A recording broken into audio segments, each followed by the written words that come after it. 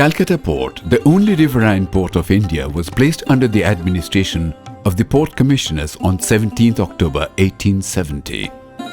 Beginning with Tamralipti and progressing through the colonial era, the rich maritime traditions of Bengal and its hinterland were ushered into the 21st century by the port of Kolkata. The sharp bends and bores and the heavily tidal nature of the river was a constant challenge for navigators and traders. In the absence of docks, ships used to work mid-river and on the jetties.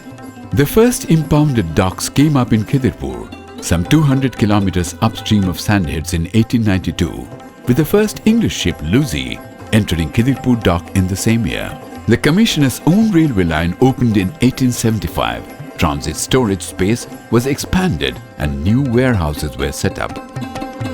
The Bajbaj Petroleum Wharf, built in 1886, burnt down by fire in 1904, was revamped in 1914.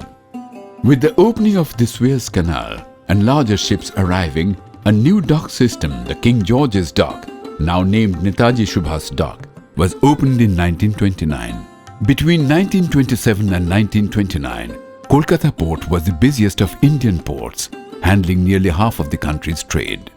In 1943, during the height of the Second World War, the port contributed to the city an abiding engineering marvel that is known the world over as Howrah Bridge and lately the Ravindra Setu. This mighty leviathan, the biggest land-based crane in Asia, was installed at King George's Dock in 1956. With the passage of time, there was a growing demand to accommodate larger ships requiring deeper river draft.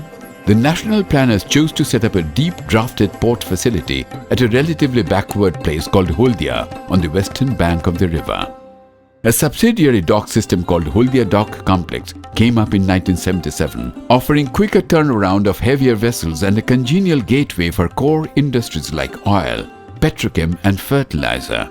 HDC today offers an impounded dock system comprising 14 berths, including a mechanized coal handling berth and a lock entrance capable of handling Panamax vessels with beams up to 32.2 meters. The activities of the Kolkata Port Trust have always been geared to facilitate the best in terms of cargo handling and navigation. Both at KDS and HDC, new developmental programs have been undertaken, all with the aim of providing a competitive edge to regular users.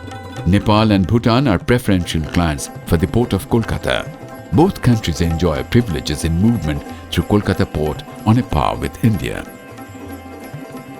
The container terminal at Kolkata Dock System is a hub of intermodal activity in the eastern hinterland.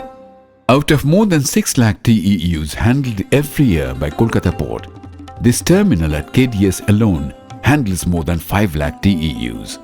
It is aided by a parking yard of more than 1 lakh square meters, 1 internal CFS and 4 off-dock CFSs with a regular merry-go-round rail transfer service. The terminal has piloted the port to the 3rd position among all Indian ports in terms of container handling. The Port of Singapore Authority, represented by the regional operators Messrs. BKCT Private Limited, operates the terminal with the latest mobile harbour cranes, rubber-tired gantries and reach stackers. At Haldia too, berths 10 and 11 are part of a sprawling container parking yard at its own container terminal. Assisted by rail connectivity, it has the capacity to handle 0.3 million TEUs per annum. The impounded docks at Kolkata and Haldia are served by their own railway network for aggregation and evacuation of rail-borne cargo. Today, HDC is capable of handling about 25 million tons of rail-borne cargo, which is likely to go up to 40 million tons in the next 5 years. By introducing the weighbridge facilities inside the docks, the concerns of overloading have been addressed.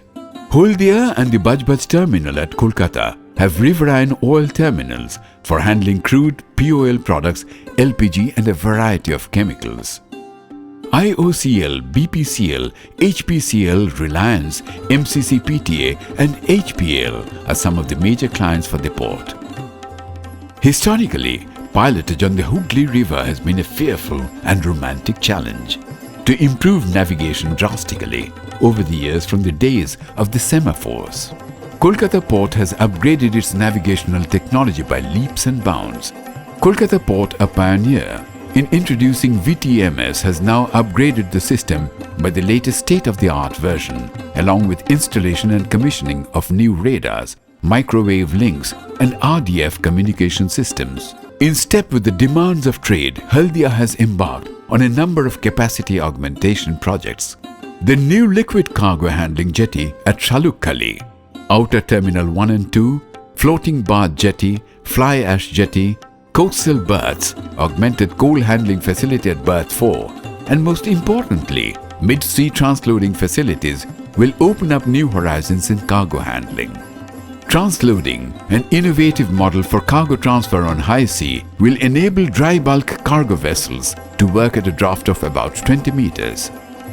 Jindal ITF has already provided the required infrastructure like transloaders, daughter vessel tugs, etc. in preparation for carrying out transloading operations. Besides, 2 floating cranes at Sagar are to be deployed shortly for cargo lighterage operations between the mother vessels and barges. Mooring arrangements at sandheads at a draft of about 25 meters for transshipment of liquid cargo like POL are also being worked out.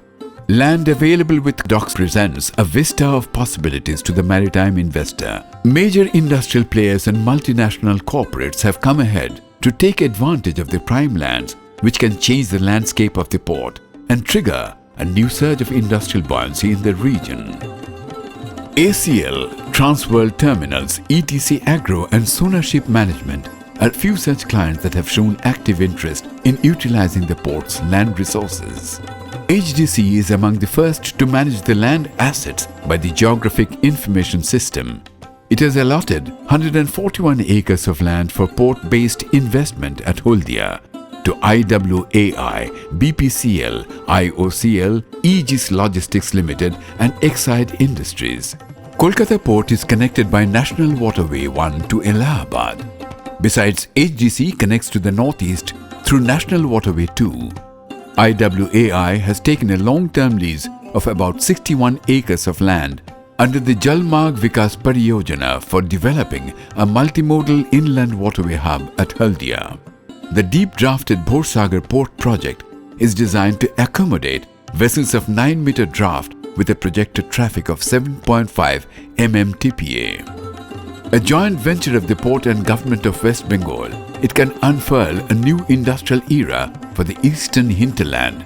The dry docks at Kolkata Dock System are amongst its strongest features and part of its glorious history. Standards of international maritime security as mandated by the government are maintained by the Port of Kolkata through the CISF and the Port Security Organization.